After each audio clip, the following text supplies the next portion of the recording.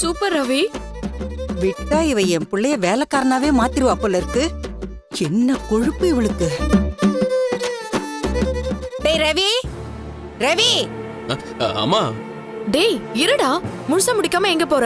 வாங்க ஆண்டி. என்னம்மா அது, கால் அவன் மேல வச்சிருக்க?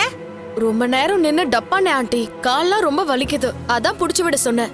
உனக்கு கால் வலிக்குதுன்னா ரோகிணி கிட்ட சொல்ல வேண்டியதானே, அவ மசாஜ் பண்ணி விடுவாள்ல. அவங்க தான் வீட்ல இல்லையே. அதுவும் இல்லாம ரவி நல்லா தான் பண்றான். நீ என்னடா பாத்துட்டு இருக்க? கண்டினியூ பண்ணு. சரி.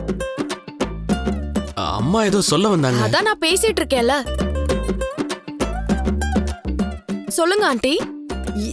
என்னம்மா அது, இந்த சாயத்தெல்லாம் நீயே பூசிக்க கூடாதா? இதெல்லாம் ஏன் அவங்கிட்ட சொல்லிட்டு இருக்க? ஹஸ்பண்ட் கையால நெயில் பாலிஷ் போட்டுக்கும் போது அதோட ஃபீலிங்கே வேற மாதிரி இருக்கும் ஆண்டி.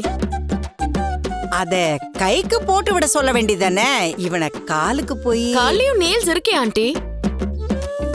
கைக்கும் காலுக்கும் என்ன பெரிய வித்தியாசம்? ஹஸ்பண்ட் கையால நம்ம காலுக்கு நெயில் பாலிஷ் போட்டுக்கிறது நல்லா தான் இருக்கு ஆண்டி. ஏய் ரவி, என்னடா இதெல்லாம் நீ சொல்லக்கூடாதா? இல்லம்மா, இதுல என்ன இருக்கு?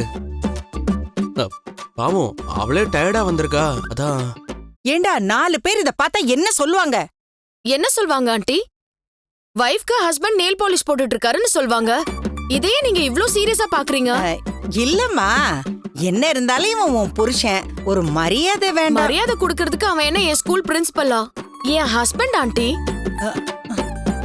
எங்களுக்குள்ள மியூச்சுவலா ரெஸ்பெக்ட் இருக்கதான் செய்யும். அதுக்காக லவ் எக்ஸ்பிரஸ் பண்ணாம இருக்க முடியுமா? இப்படி காலை புடிச்சு விடுறதா லவ்வாமா? உங்களுக்கு இந்த ஃபீலிங்ஸ் புரியல ஆண்டி. ரவி, போட்டு முடிச்சிட்டல, அந்த நெயில் பாலிஷ் குடு. இந்தாங்க ஆண்டி. என்னம்மா, நான் போட்டு விடணுமா?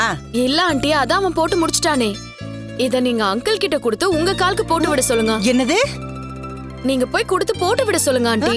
புடிங்க. அந்த ஃபீல் அப்பதான் உங்களுக்கு புரியும்.